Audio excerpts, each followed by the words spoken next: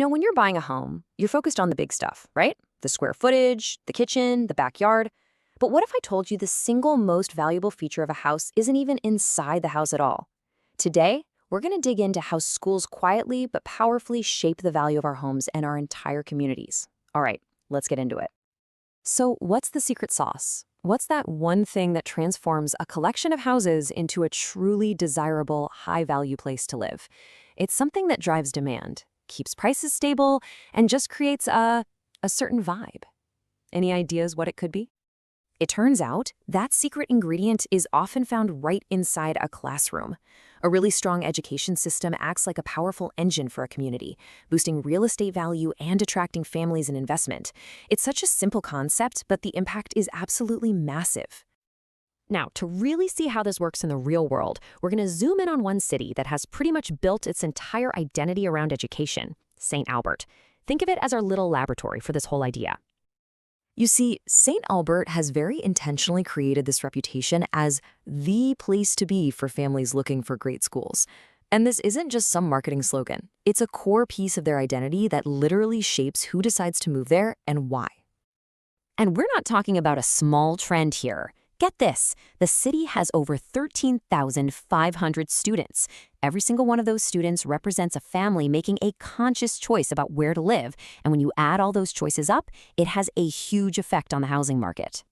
Now, when we break that number down, the picture gets crystal clear. The overwhelming majority, we're talking over 11,000 of them, are K through 12 students. And that is so important because it tells us that the dominant force driving the housing market here is families with school-aged kids. Their needs come first. Okay, so if we know that families are the key demographic, the obvious next question is, where are they all going? Well, the data gives us a super clear roadmap. Just take a look at the top neighborhoods. A story starts to tell itself, right? Northridge has over 1,200 students. And what's its key appeal? Proximity to schools. Same story for Grandin and Aaronridge. This isn't a coincidence, folks. Families are voting with their feet, and they're walking straight towards good schools. But wait, it's not just about families with young kids. There's another piece to this puzzle. St. Albert is also home to over 2,300 post-secondary students. They don't have a big university right in town, but they create a completely different kind of demand on the housing market. And these college-age students, well, they tend to cluster in very specific spots, and for good reason. Neighborhoods like downtown and Ville-Giroux offer exactly what they need: affordable rentals and easy transit to get to the universities in nearby Edmonton. This adds a whole other layer of demand, especially for apartments and condos. All right, so let's recap. We've got two different student groups creating two different types of demand. Now, let's connect the dots and see how this creates this incredible ripple effect across the entire real estate market. It really boils down to three huge trends. One, you've got crazy high demand for family homes near good schools. We saw that in Northridge. Two, smart developers are now building whole new communities around shiny new schools. And three, you got the super stable rental market that's constantly fed by commuting students. These three forces work together to make the market incredibly strong. And here you can see it all laid out, clear as day. In places like Northridge and Jensen Lakes, the big draw is family homes, all because of the schools. Then you jump over to downtown, and it's all about affordable apartments because of that transit link to the universities.